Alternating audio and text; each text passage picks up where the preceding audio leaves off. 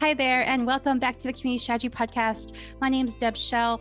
I'm a creator turned community builder. After launching my online community in 2020, I have a passion for online events and bringing people together. I now consult business owners and leaders just like yourself who have a message, their life's work, or a vision for helping others transform through their online courses, cohorts, or memberships.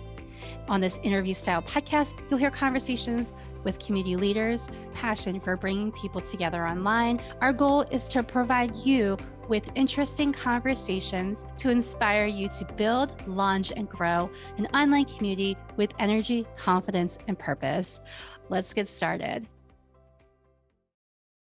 Hey, this is Deb, just popping in to give you a heads up on this episode. So, this episode, I talked with Allegra. She is the host of Misfits to Maverick, and she's a coach, and she also has a group for coaches. Her community is on Mighty Networks. We talked about her strengths, relator, activator, ideator, maximizer, and adaptability. She realized that has helped guide her journey as a community leader and decide on the next steps for her community building journey. She talked a lot about strengths and the YouMap program. So if you're not familiar with the YouMap assessment, it's a short 4 assessments all in one to help career seekers, job seekers, and entrepreneurs to identify their ideal members, figure out the right role or position for them to go. I shared a few things about engagement. We talked a lot about engagement and how that can help you, like just a couple key factors of getting people engaged. And also the differences around, like as a host, how it feels like when not everybody's engaged and the challenges around that. We also talked about alignment with, the industry, the community industry has talked a lot about this build it and they will come.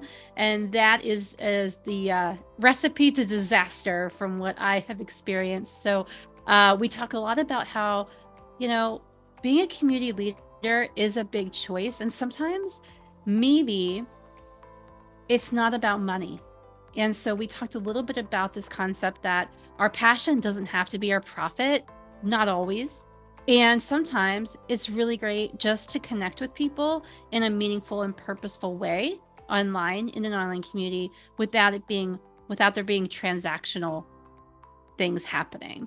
So that's what we talked about. I hope you listen to this episode. I'm psyched that you're here. Please let me know how your takeaways were. I'm excited to hear from you. Take care.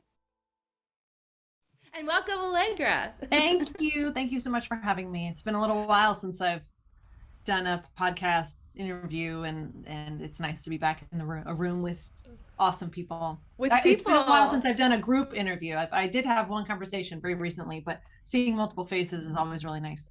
It is, right? Allegra, tell me a little bit about your background. How did you get into, I know you've been leading the community for a minute now. How did you get into community building? I had my more recent background is I've been coaching. Well, I don't know how recent it is, but I started coaching in 2012, and so I've been navigating the world of being a coach, and more specifically, having my own coaching practice. They're kind of two separate things. There's being a coach, and then there's running a coaching practice, which is totally separate project. So I have both been a coach and been running my own coaching practice for over a decade. And I've done a lot. I've run a lot of different experiments. I've tried all kinds of marketing strategies. I've delivered coaching in many different ways and shown up in person and virtually. And I just have a lot of random experience in this world. And a couple of years ago, I started talking with other coaches. I had become certified in YouMap. I'd had some pretty significant insights about my own work and how my experience had been shaped by my strengths without me realizing it. And I just really wanted to bring that to other coaches. I was like, I wish I'd known this when I had started.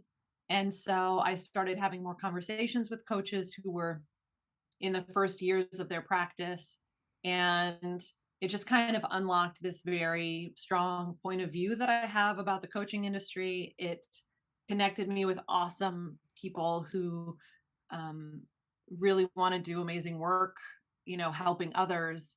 And that just started this cascade of programming. I was doing small group stuff and I created a course, and like all these things just emerged very quickly. And it got to a point where I thought I'd like more people to have access to this stuff and these ideas. So, what if I created a community space? What if I created a membership space? And that really inspired the next experiment in my work, which was opening up Misfit to Maverick, which is and has been for the past couple of years, a community for coaches who are looking for connection, but also permission to kind of do things in a different way and to unlearn some of the more unhelpful messages of what I call the coaching industrial complex, and play and experiment and So do many. all of Okay, so that I from their gotta strengths. I gotta pull out two things you just said from that. So you said it twice, and I want to make sure we highlight it even more. So experimenting. Love It it. sounds like you did a lot of experimenting, and I love that concept. I've had that brought to me a couple times and phrased in that way of when we do things, it's not like we're gonna fail. It's just this is an experiment, and then we decide we have time period where we kind of like try something and then we take a break and we say how did that go, and then we review and then we decide another whatever direction is next, Yep. and we can take it in the scenario of an experiment, and it's not so much a I think what my thought was is when I first launched a community, I was like, I failed. This is horrible. And Right. now I'm like, oh no, there's experiments. But I also wanted you to go a little deep dive into UMAP, Mhm. because you and I know about, actually, I just recently got certified in UMAP. Oh, great. Love for And you. I got my UMAP earlier in the year working with Marina, Yeah. who went through my UMAP, and I know my top strengths. But tell us a little bit about UMAP, what got you into that, and explain that a little bit for people listening. So I was introduced through UMAP by a woman named Carrie Twigg, who's incredible around, she does career development. Because at the time I was actually back in 2019, I was like, I think I just want to get a job. How do I write a resume? Anyway, I'm getting way off track. Carrie Twigg was like, you should check out UMAP. So I ended up getting that certification. And what it is, it's quite simply a collection of 4 different assessments: a strengths assessment, a values assessment, a skills assessment, and a personality based interest assessment. So it's 4 assessments in one. That's like, that's it. But what's really cool about it is that each one of the results of each one of those assessments allows you to look at your career path, your relationships, your next steps from a different angle. So, what makes it really cool is that it's very holistic, it's very actionable, it's very intuitive. You don't get it and be like, I had no idea. It's more like you get it and it reflects back all these things that you kind of knew about yourself. You just didn't have the language to express. And so I learned it. It was created by Kristen Sherry, and she still leads certifications. She also now has teachers that do certifications for her. And it kind of kick started a path for me around career pathing and career coaching and working with women who were eager to maybe find a different direction, but didn't quite know what was going to be a fit. And a big part of the UMAP that really stuck with me as a coach was understanding my strengths and really leaning into my values. And because of the insights I had about my own decade of, well, at that point, it was like 7 or 8 years of coaching. Um, I wanted to bring all of that self awareness to new coaches. I wanted to be like, don't wait until your 7th or 8th year of coaching to learn these things about yourself, because they will inform how you move forward and in a way that feels a lot better for who you are and how you work. And so I love leading people through their UMAPs. In particular, I love talking about strengths, especially in the space of coaching and running your coaching practice. Um, so yeah, I'm a big fan of UMAP and the strengths assessment. It's it's just it's a really cool tool. And there are UMAP coaches out there, so you can you can get your UMAP on your own and just have it the report in front of you. But I find like any tool, it's just really helpful to have someone help you understand it. So it doesn't Yeah. just gather dust on the shelf. Like it's really helpful to have someone sit down and say, so like, here are Yeah. your strengths. So what? Right. Because I certainly have What seen plenty of people get their results and then like not not not use do anything them. with them. Yeah. What are your top strengths, could I ask? My driver is I'm a relator. So I really am driven by relationships and getting to know people, which if we circle back to the community question was just an interesting thing. So I'm very driven by relationships and getting to know people one on one. I'm also very high in activator and ideator. So I love ideas. I love brainstorming. I love helping find options that weren't like considered previously. So I love when I'm talking with someone, they're like, I don't know what to do next. That's just where I'm like, oh, well, we can come up with some really fun ideas. But I'm also an activator, which is an influencing strength. I really enjoy helping people take action. And I'm very lit up when people take action. Like as a coach, I am most energized by clients who like we talk and then they go out and actually try the thing or do the thing. It's just so rewarding for me. So I'm definitely an activator. But I'm also a maximizer. A maximizer means I'm always like, cool, what can we do next? What this is awesome. Now what? And I'm very high in adaptability. Adaptability is kind of always in the background for me. I'm very easygoing. I am not ruffled by, if things don't work out. I'm always like, that's okay. Or um, I like change. I like trying new things. So that's how, in a tiny nutshell, how my top 5 show up in my life. Yeah. I love that. And so, like, going into our conversation about structures, um, you and I worked together earlier in the year to Mhm. help you think through a challenge. And I Yep. know you did that and you've done memberships. What did you identify based on what you just told us about you? Like, how did you maybe navigate through those different changes? Or is it that you just kind of experimented and then came to different conclusions along the way based on your experiences? I didn't know if how much strengths played into those decisions around how you want to work with people, because challenges are different than memberships and memberships are different than live events and live events are different than um, group coaching, for example. Yeah. So kind of circling back to what I was saying before about I have 2 relating strengths in my top 5. So relator and adaptability. And going into building a community, I knew that was going to be tested because prior to leading a membership space, I had worked with people either one on one or in groups of 3. I did do a group of 10, but it ended up being like 2 groups of 5. And I also love teaching. I have a background in teaching. I love facilitating workshops, but I like right now I can see everyone's faces. I'm like, I wonder what they're thinking. Like, do they have questions? Is there anything I can do to help you, Christy and Mark and Missy and Calissa? That's my relator, is wanting like to know and to help and have a conversation with the people in the room, which when you run a community where part of the idea is, building membership, reaching a certain size, I was just always aware of, um, were people engaged? Like engagement was a big thing for me. It is a big thing for me. And it Can was you actually, huh? can you tell me what engagement means to you? What do you Like define people as showing engagement? up, like people showing up.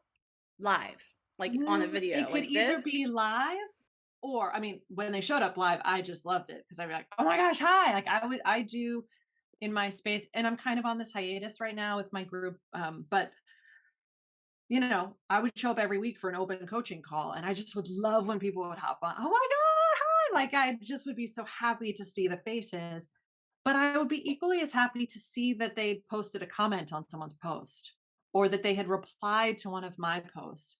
And not seeing that as like I just felt that because I just wanted to, I want to have relationships with people. And if they're not engaging with the architecture of the community in some way, it, it was like, I don't know. It was the shadow side of being a relator. The metaphor I used was, you think of a gym owner who's trying to get members to join. That gym owner may or may not care if the member ever comes to the gym, so long as they just keep their membership. No judgment about that. Like, whatever the motive. I was like, why? Where are they? Like, I want the You're people, like, why? Okay, great. You joined. Now, where'd you go? where'd you go? Why aren't you more engaged? Again, I 100% understand that for some people, the value for them is in being more on the edges, being more of a lurker and getting value through just watching and consuming, but not being as engaged. Again, that I have no judgment about that. I just recognized how it pinged in different ways on what my strengths were and the challenges of that. And for those of you here and anyone watching, your relationship to having a community is likely going to feel different depending on how you want to be showing up with all of them versus how they're showing up in the room. I hope this is making sense. I'm No, happy. it's so great that you're pointing out these key things because I think a lot of the trigger, the trigger words people hear are like, I want more engagement and I want to have a community that has lots of members and they're all going to be talking.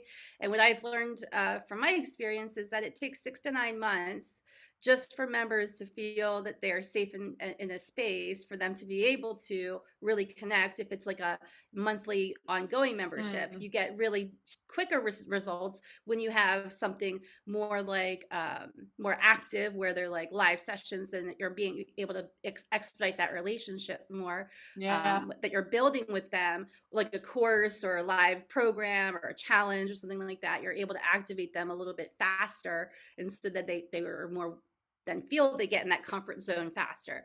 But it does take time. And I think also what you're saying is some people don't care. They just want the people to pay the monthly thing and they don't really necessarily care. But I think if you have passion and intention, most of us talk about having intentionality and wanting to make a change and help people transform. That's pretty much everybody in the room here at some point or some level. And if you feel like they're not getting the value out of it, then you're like, just like you and I talked when you were in the community when it was paid, and then you were like, I'm just not able to get the value because there's other things in my life happening. And I think we take that personally as hosts. We're like, unless we have that conversation with somebody and they're not showing up, we're like, oh, do they not like my content? Like sometimes we get in this headspace of like, is it my fault? Like that they're not showing up, or is it them, or what's happening? And I think we can like neglect to think about how there's life. Like people have kids, there's, people have jobs, people are doing things. And so it takes a lot of really priority setting to show up inside an online community. And that goes back to like how you structure the community, how you set it up, and what the intentionality is around that and the purpose. And one of the things that you mentioned was just engagement, and that led you to say, well, is that a decision, that something, that experience, did that lead you then to change directions? I know you were talking a little bit about different things you've tried, but where's that kind of landed you right now? Also, I want to just acknowledge Missy. I saw a couple questions. Should I do Oh, Missy's she questions does have, first? we can Or, go to her questions if you should want. I wait? Well, I was going to do that, but I thought about something else to say. So No, I just want to acknowledge Missy's questions, and we will Yes. definitely get to them because I want to make sure I answer them for Yes, you. we will. Let's see. I have experimented in many different ways over the past few years with how to facilitate engagement, how to encourage people to revisit the space and participation. That's the engagement and participation could be maybe interchange. How can I get people to participate even in a tiny little way? And one of them was, let's say, through a challenge that I set up. Every Sunday, I would send out a weekly digest. I would write it out myself in ConvertKit. It wasn't a programmed one through Mighty Networks. It was just me. Hey, here's a new post. Here's a new post. I would link it. I would try and make it incredibly easy for members to open that email up and just find, one or two things that they could open and just I would talk a lot about the ideas of give, ask, and share. Give give your attention and time to someone who's posted a question. Post your ask, and share what you've learned. So I would try and talk about and repeat these principles over and over and over again. And it was, I realized over time with a community or a membership, and I actually would welcome people's thoughts on this. And Deb, I would love your thoughts on it too. It's almost like there were two moments of selling, right? They're selling someone on the idea. And by selling, I mean like the good feeling version of selling. I don't mean like that. I mean like, hey, come and participate. Yeah. One, it's just selling someone on the idea of joining the community is the first thing. Hey, come and join. Come be a part of it. Here's what's all this awesome stuff that's happening here. But then there's this ongoing selling of participating in it. Of like, how can I help people feel inspired? I have this little acronym in front of me of what's in it for them. Yep. And That's a great acronym to remind yourself every day about. It's sitting in front of me because every time I would, let's say, create a workshop or put a course up or ask someone to come in for some reason, I'd be like, why do they want to come in? Yeah. What is in it for them to think of, to wake up in the morning and to get their coffee and to open my community up instead of opening up something else? Right? What's in it for them? And I think it's just a really valuable question to ask ourselves because we love our spaces, right? We know what's in it for us. Yeah. This is the best ever, but what's in it for that person? And I think I'm in here. There's a couple things there. 2 years ago when I started this journey, there was the message being portrayed that build it and they will come. I know. There's whole industry was, really pushing creators and coaches and leaders to say, build this. This is the greatest place. Everybody's going to love it. It's different than social media. Come here. As soon as you open the doors, everybody's going to come.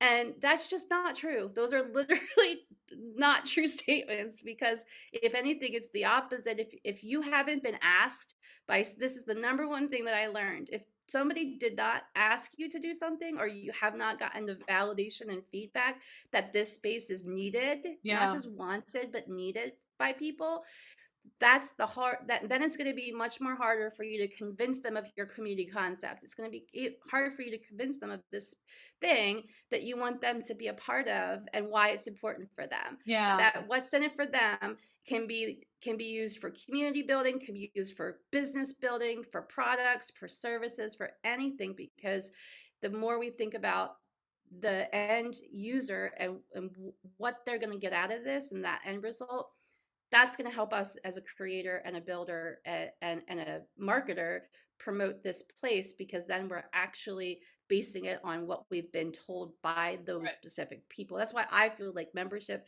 ideal member interviews and discovery and validating before you launch, it eliminates the problems that come later around this engagement, around the challenges of keeping people in, instead of fighting the whole, how do I keep them engaged and stuff. It's not about how you keep them engaged. It's about how do I make them, how do they want to join and get excited about it? And I think that's creating the bonds and the relationships when you first start. So I love that you said that. I have clients right now that I'm like, okay, but what's in it for them? Like they tell me all these pretty lovely things that they want to do, and I'm like, yeah, great, this is great, really it is, but what's in it for them? Like, why are they going to show up? Because we're busy. No matter what job you have, or if you don't have a job, or if you work it, or if you, no matter where you are in life, somehow you're probably most likely busy, unless you're like retired and kicking your feet up on a recliner, or you're 12 and Yep. enjoying life. Like, Yeah.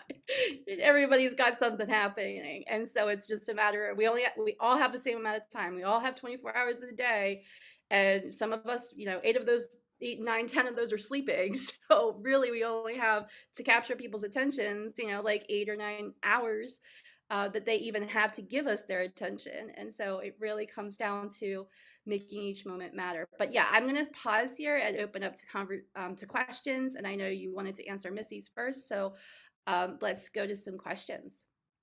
Yes, I just want so Missy asked, do you feel like it would be helpful for new college graduates trying to pinpoint what kinds of jobs they want? Yes.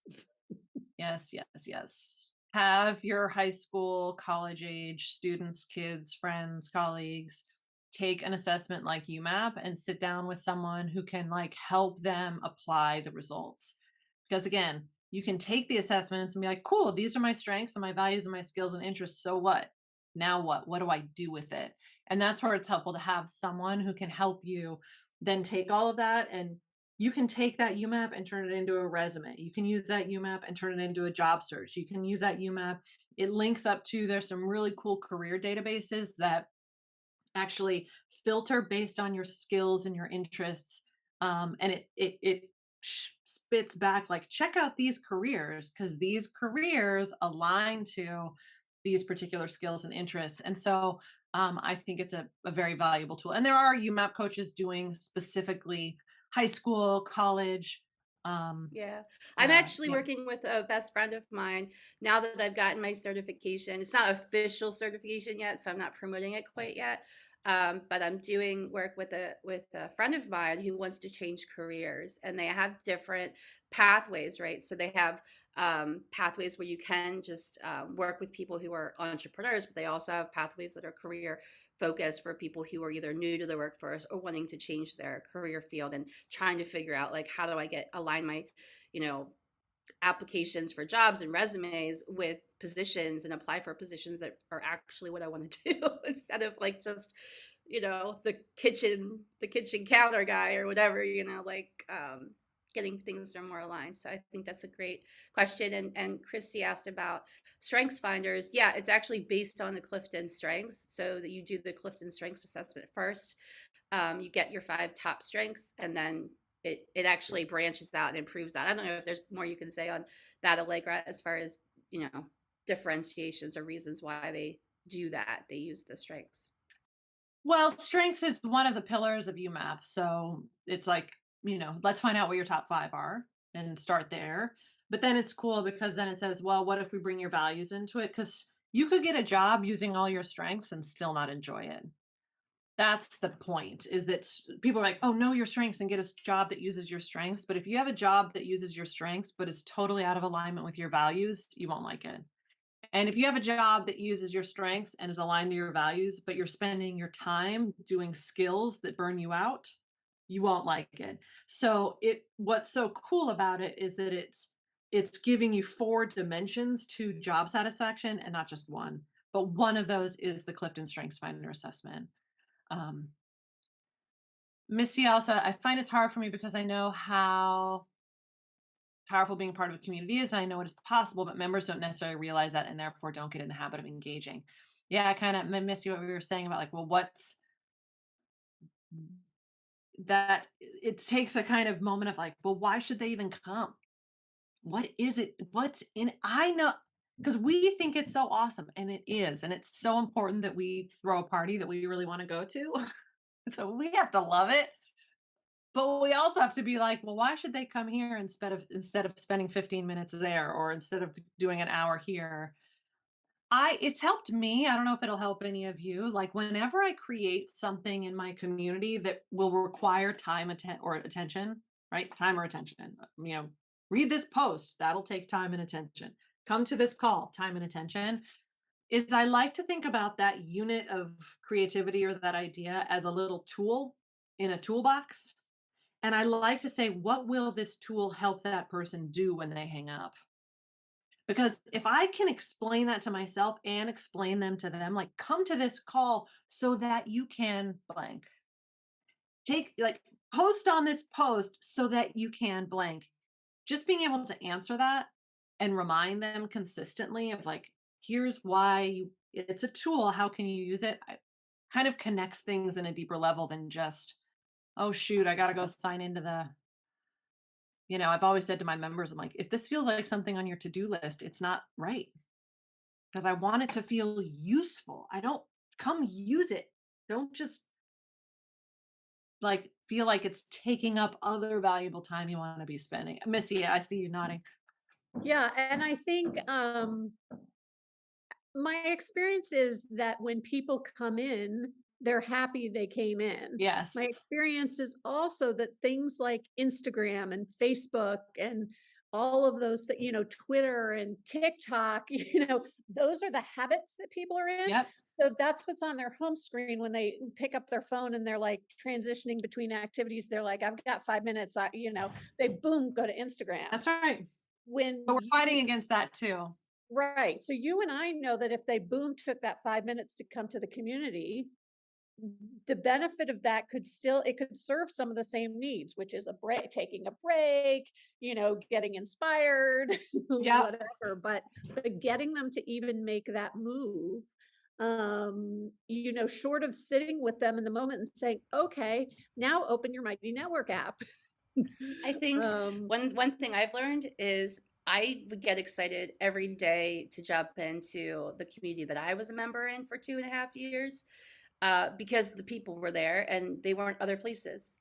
And Yeah, the and so we relationship have I built was there. It wasn't in I didn't build relationships with people on Instagram. I built relationships with people in Location Indie, which is the community I was in. Yeah, and Yeah. if you get them to get to that point, absolutely. I mean, there's a group that I'm involved in on Facebook, and we've talked about moving it over to Mighty Networks. And I know there's whatever the 20% rule or whatever, that only 20% of your members are really going to engage consistently. We see that in this group, but there are probably 20 people in this group who they're there almost every day, but it's become a habit. Like it took Right. them a little while to get that habit. And then I love what you said, Allegra, about what did you say? Share, give, ask, share. That's exactly what this group does. And so, there was a period of time where even in the beginning, we had to say, we almost assigned people days. We were like, okay, your day is Tuesday. And on Tuesday, you go respond to anything that gets posted in there. That's And once nice. people got in the habit of that, then they were there. That group's been going for 3 years now, solid. And every single day, there are at least, 10, 15 posts in there. But Nice. it took a little while to get the habit going. So, and because Mighty Network is not, an automatic with people, I think that is a challenge. But Yeah. I love that give, ask, share. I think that's a great contribution. I'm glad if it helped. Any other questions or anything from anything? I mean, I'm an open book. So Deb, if there are other directions you want I'm to go, or if anyone excited else. to learn about what your next adventure is. So I don't know if you could tell me a little bit about, like, we've kind of danced around it, but I just really want to know, like, what is your takeaway from your community experience, and where are you sitting right now as far as like leading an online community? Because I know you said you were kind of thinking of you're on a pause, is what I'm hearing from you. Yeah, I decided to. So another kind of, it's both a get. All of your strengths have both a light side and a shadow side. Everything we do. Tell me where you struggle the most, and I will tell you what your strengths are, because they go hand in hand. I say it's your superpower and it's your kryptonite. So my top strengths, being ideator and activator and adaptability, mean that I like trying new things a lot. I love being in a place where I can just have an idea and go for it and run with it. And uh if you end up taking your strengths assessment, you can get your full 34 strengths. So another thing I've learned about myself is that things like consistency and discipline and focus don't come as naturally to me. And it's less where I'm moving in my I can do those things, and I've been doing those things for the past couple of years, and in my coaching practice generally for a decade. Um, but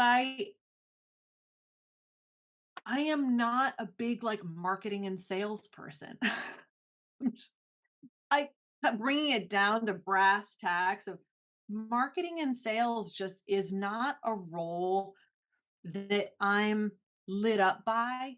And yet, when you are running your own coaching practice, when I'm running my own gig, whether it is a community space or one on one coaching or small group programs or any of the myriad ways that I love to deliver my work, um, the business side of it has never been what truly lights me up. And I've been thinking, and Deb saw this on LinkedIn, like if any of you are on LinkedIn, you can find me there. I've been thinking about like what would it look like to find an internal role somewhere? What would it look like to find to not have to continue to be able to do this work that I love, which is coaching and mentoring and teaching and bringing people together in small group conversations like this one. Um, but not have to think about kind of the business side of it anymore. So one of the ways again, this could all change in a week by the time this gets released. Who knows? Maybe I'll be just back to, I'm not shutting off my own coaching practice. I have stuff coming up in the fall, but one of the changes, Deb, to your question is that in July, I actually paused everyone's fees. All my members, I just paused their fees to give myself some space to feel like I could get really creative and change things up again. I wanted to honor their expectations as members, and I was like, I'm just gonna pause everyone so that I can really open up and see what's gonna come next. And going into the fall, alongside this idea I maybe have to try and find a job, like a role somewhere that could be a fit. Um, I'm experimenting with making the community element financially free and shifting back into one-on-one work and maybe drop in like a membership for the drop in weekly coaching calls that I love doing. So I'm just playing with my business model a little bit, which Yeah. is So this is really great, and honestly, this is exactly what I just did in a way, differently but similar. That I celebrated 2 years of leading this Find Calm Here community, and I was struggling, and it was like, I want to just enjoy this again. So how can I get back to enjoying this again? Okay, Mhm. I can enjoy it again if I don't make it stressful by expecting people to pay to come and join and collaborate and participate and engage. So now I've made Find Calm Here free. Oh, nice. I put some things behind the wall so the people who are already members, they're still going to have access to certain content, Yeah. but it's hidden for new people. So they don't have access to these guides that I spent 2 years building. They don't have access to some of that stuff because that's going to be in the book that I'm writing. So I'm writing a book, Yay. and so my focus, to your point, is my top strengths are communication, visionary or futuristic, um, winning others over, the what is it? Communication, positivity, winning others over, futuristic, and restorative.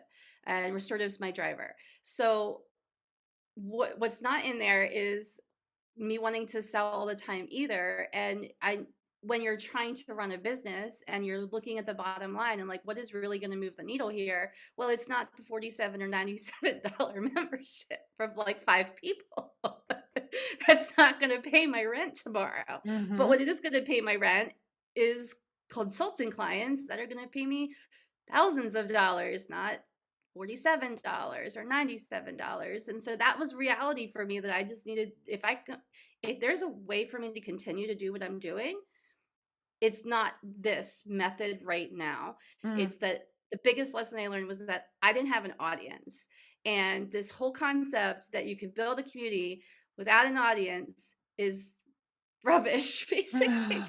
I can't figure a better word out, that it's rubbish. It's just not true. Every single person that I've talked to that is really successful in the space of having a paid membership is because they've been building an online business for 10 years, or they've got, email lists, or they've got this following, or things are because people have validated it. They've purchased their programs, they've bought their books, they've read their memoir, they listen to a podcast, like they've got an audience. And so this is the message that I was saying for a year and a half, and in the last couple months, I'm like, this is just not true, because it's not my experience. And they started to feel really out of alignment, and I was like, okay, great, now I've got to change all of my messaging and make a decision. And that was the decision that I made, and said, okay, so now we're going to have some fun and fine calm here. We're going to do whatever that is. We're going to have the live interviews every other week. And that's the content. And that just took a whole lot of pressure off of me now. That just means now Deb can go back to being a creator and doing the things that she enjoys doing, and writing a blog post when she feels like it. I also combine the content, so the same thing that's on the blog is in the community. So I'm not, I'm like repurposing content everywhere, and having a structure where I decided, okay, this month our theme is structure, so that's what we're going to talk about. So now that's what I write about. I've just simplified everything for myself, instead of the last 6 months of like, what should I write about this week? Oh, here's what I want to write about. I just went off into these deep dives, and made it really complicated for myself, which is guilty of, like, there's a quote, this is my favorite quote, that's there's two people, and one person says, why do you always take the hard road? And the other person says, why do you assume I see two roads? Oh, wow. That's great. I love that. It always feels like so resonant with me, because I just see the path of like the most, and even I'm writing this book, and I met with a book designer this week, and he goes, oh, so you're going to do a workbook. Oh, those are really complex and challenging, much more so than like a novel. I'm like, yeah, because Deb takes the hard. But anyway, just to your point of saying thank you for just sharing and being open with that, because I think that's what we're experiencing as creators and coaches right now, is just like, what really is in alignment with what I'm experiencing, how I want to feel. Like, I think a lot of my clients, have this concept of, I want to lead a community. I'm like, but do you really want to lead a community? Like, does that 6 months from now, a year from now, are you going to feel like super excited, or is it going to be like dreadful for you to like do this thing? Yeah. Well, because the interesting thing in the coaching space, and forgive me if this is going a little off track, but in the coaching space, I think there is a very, very blurry line between becoming a coach and like running a coaching practice. And they are seen as synonymous. And I have heard from multiple coaches who thought I just had to finish my certification. Right? Because and it's happening now too, kind of on the other end of things, where I'll say to people, like, you know what, I'm thinking about getting a job, and they'll say, oh, you don't want to coach anymore, right? And it's like, oh, no, I love coaching. I love my work. I love what I do. I love this. I love small group stuff with my own community. I love talking about things and teaching and all of it. So it's not that I don't want to be coaching him. It's that it's that running a business, running a coaching practice is a totally separate skill set and job. It's like it's like having a double major when you thought you were just going to show up and do one thing. Yeah. And it's the same, I think, with running a community. It's like, oh, I want to run a community. Like, yes, I love it. And making it profitable, making it a business is a separate kind of thing that I don't think is talked about enough. I think in this industry, it's positioned. I think it is sold and positioned as and marketed as like this. I don't know. It's a fascinating thing. This There's is a getting lot into of kind of my no, own. that's thing, okay. But there's a lot of conversations that I've heard from people about what coaching means, and I think even in one of our calls recently, our book study, this even came up recently about coaching and what it means to be a coach, and do people have to have a certification? Can people just coach other people and they don't have certifications?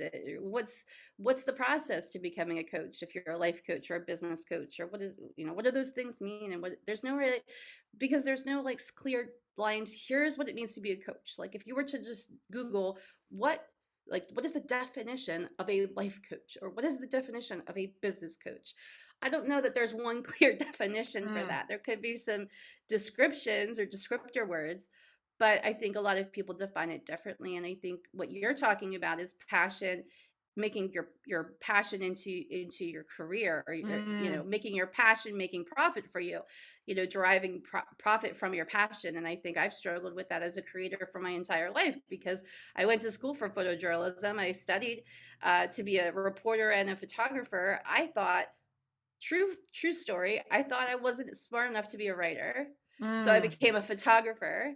And so then I couldn't even get a job as a photographer, so I ended up getting a job as a reporter and a writer. And then 20 years later, I'm writing a book, and it's about community building. And what's so fascinating is that through the years, I've upped and downed it with regards to, do I want to make a living with this thing that I've tried, that I said that I loved? I stopped photography for a while because it became a business that I hated. And that's kind of like, I'm in that mode too of now. I'm kind of like, well, what lights me up in this space? And I think what I've learned is it's not design. Like, I've had a lot of people that want me to build a course and build their community and design things on the, literally setting things up. And that doesn't light me. I can do that, but that doesn't light me up. What lights me up is to interact with people and help them get clear on their structure, their community concept, their structure, and their strategy, and then give them actionable steps. And so that's kind of what you talked about earlier with communities. I like when people take action. So I think, and Mark was in here for a minute and he laughed, but Mark is the host of the podcast Savants, and his whole slogan is action taking. And I saw him at Podfest. He gave me a backpack that says action taker, because I'm in his community. Oh. But what's really funny is that he does his brand does marketing and promotion for podcasters. And so I think when you're talking about, yes, you have to sell yourself as a coach or consultant or something, but you also can hire people to help you do those things. And if it's not something that is your strength, or it's winning others over is my strength. However, sales and marketing and looking at the actual dollars and numbers and figuring out logistically how to price myself and all of that I needed support with. So I see there's some comments. I was just going to share really quickly about Christy, creators and business people. Check out a book called Rocket Fuel, because that is the closest I have come to understanding why the difference in roles, and how most successful things are usually the result of two. There's a visionary and then there's an integrator, and the integrator is the person who loves all of this. It's just a fascinating way of breaking things down. And when we're doing things on our own as solopreneurs, we're having to wear all the hats, and it can be very, very overwhelming. That's such a good point. And actually, one of the things that Kelly and I talked about during the book club was exactly this, that the difference between a community host and a community manager and a community leader, and what those roles are and what that means to be different. And the community host is the person who sets the vision and says, here's what I see for this space, and here's what I feel like this needs to be or do, based on the community feedback that they get, in discovery, and then talking with members, and then just being flexible and saying, what do you want to do? Showing up and then asking members. But the community managers on the operations end, on the back side, is implementing the tech, the setup, the design. Right. Those are the people who are implementers versus people who are visionaries. And I think that's what they have a test that Kelly was recently pointing me to. And I think they do. This comes up consistently in the creator space, because creators are really great at envisioning, but they have a hard time with the implementation, depending on how they rate on that scale that he has on the test. I'm actually a 56, 55 or something. I'm right in the middle, because I like the details and I like to help people put a strategic framework together that they can tactically and physically hold and see. But I also like the concept of, let's talk about the future, and let's talk about what you actually want to do and what lights you up as a host, because the last thing you want to do is build an online community and then realize that's really not what you wanted to do at all. Right.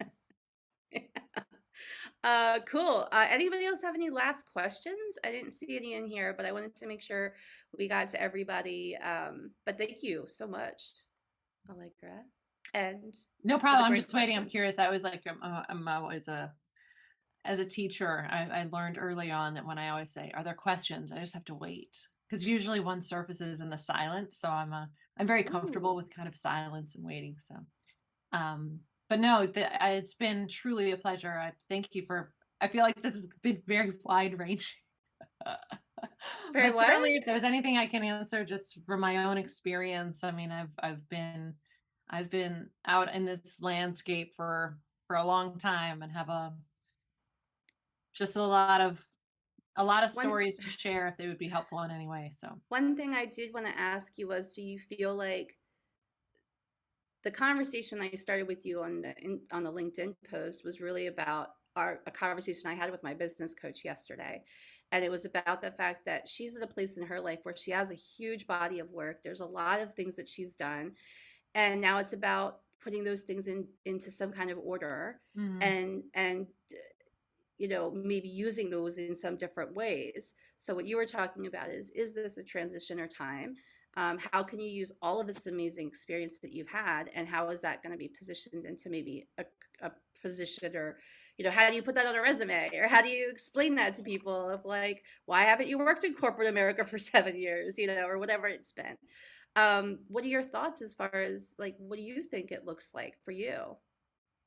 Oh, if I don't know, if I had an answer to that, that's the stuff I'm thinking about that all day these days. Just this, because the idea to look for an internal role is very young. It's just like a few weeks. Someone said something a few weeks ago, and it was like this Yeah. light bulb went off, and I just went, what would it look like if I like just went in that direction? And so even just being on LinkedIn, even just considering the project of like finding a job or has brought up a lot of those same questions of Yeah.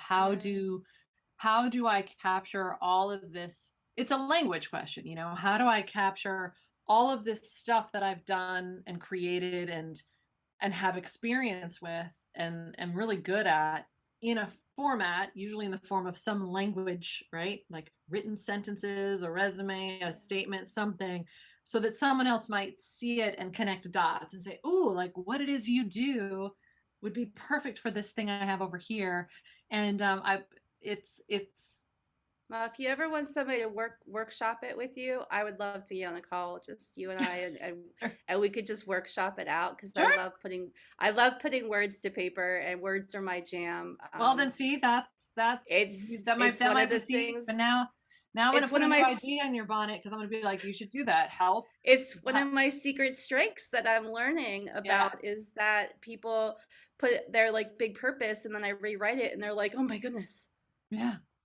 what? That's like perfect, way Yeah. better than I could like 10." It took me like 10 hours to write my big purpose, and you just rewrote it in 3 minutes, and yours Yeah. is way better or something. Well, Now, listen.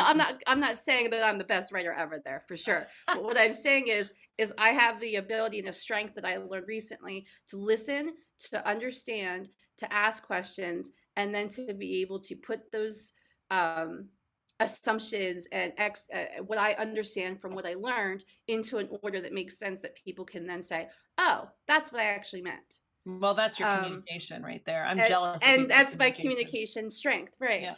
But that was over time, because I was a reporter, and I had a lot of editors tell me I was a really horrible reporter and a really bad writer, and criticized me for a very long time. It took me a long time to get to the place of where I felt confident as a writer, and I really still don't even. It's like mind blowing that I'm writing a book. But what I'll say is, it goes back to your strengths. Yeah, It 100%. it it It really all just I goes mean, there back it to your is. So strengths, and your UMAP, because you can use what lights you up. What are those are the jobs or the positions that you would lean towards, right. or what lights you up and what gets you excited. The way you put it together would be like based on all of the amazing highlights that fit with that thing. So like, I did this and that's why I'm great for this role. And I did this and that's why I'm great for this role. And then really positioning that. I've considered, I'm struggling. I mean, being in the first 2 years of a business as a consultant are hard. And I'm trying to figure it out and trying to, and thankfully I've had a small group of other fellow consultants that I brought together that we meet every month. And one of those consultants reached out to me and said, I have an abundance of work. Are you interested in partnering with me? And I started working with him. I'm rewriting some of his playbooks for his clients. We're putting together marketing plans and content creation strategies for them. And now I actually feel super valued and needed, because what I'm doing is I'm looking at his content and saying, and asking lots of questions when there's holes that I'm kind of like poking those holes. I'm like, well, this doesn't really make sense. And, what does this really mean? And the first time I sent him like a whole bunch of edits, I said, I hope you don't hate me. And he goes, this is the best thing ever, Deb, because now I actually have somebody that kind of can give me the real deal of like, what am I missing? What is this saying? And why is it a fit or not fit for this audience? And we're putting together some articles and thought studies around building online communities. And he's been in the space for 10 years. So he's got a lot more of a network. But just to say that, like, leading on people who you might consider your competitors in a way, and actually building a bridge where you collaborate with them can actually be a key. And then I mentioned that I'm still struggling with finding clients. And I said this in our August session, and another person said, hey, Deb, I really could use your help. Since you're such great at writing, I really have a hard time finding great writers. So do you want to work with me? And so it's just a matter of, for me, I was like, well, I hope that I can continue to do this, and we'll see how the next 6 months go. But I think it's a good point to, what I know for myself is that I really don't want to work for anyone else. The hardest job that I've ever had is to work for myself. It has been the hardest job I have ever had.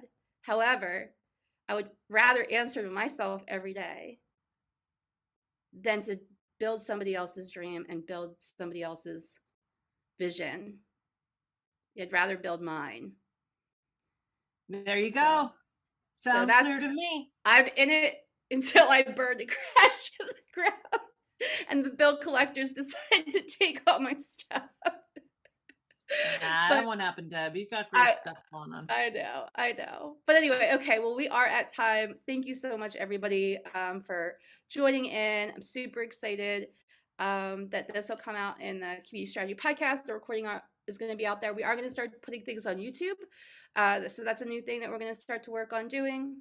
Awesome. So that'll be there as well for people to watch see our faces and watch the recording. And if anybody else has questions for Allegra, please feel free to reach out later. If anybody wants to reach out to you, Allegra, where's the best place? I'll put my email. You can just send me a note, Allegra@allegrastein.com. And I'm Allegra Stein on LinkedIn. I've been spending more time there recently, just exploring this new possibility. My website's allegrastein.com, but email's super reliable. Cool. All right. Well, thank you again, Deb, so much for having me. It's always a pleasure to speak with you. I'm excited to see what comes up for you next too. And you and I are getting on the call, and we're going to wordsmith some words. Hey, for I you. am happy to. If someone wants to just listen to me verbally process all this stuff and like figure out how to capture it, I'm game. I know, right? Thank you, Christy. I'd like to connect. The other thing you mentioned about was like, what's nice about Zoom and things, technology, is we can record the session.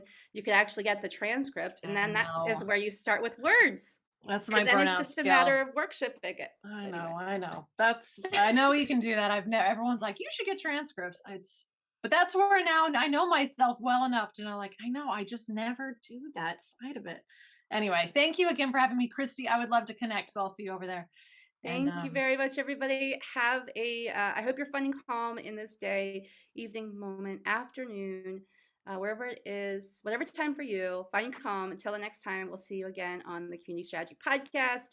Please subscribe and maybe think about writing us a review. That would be fantastic.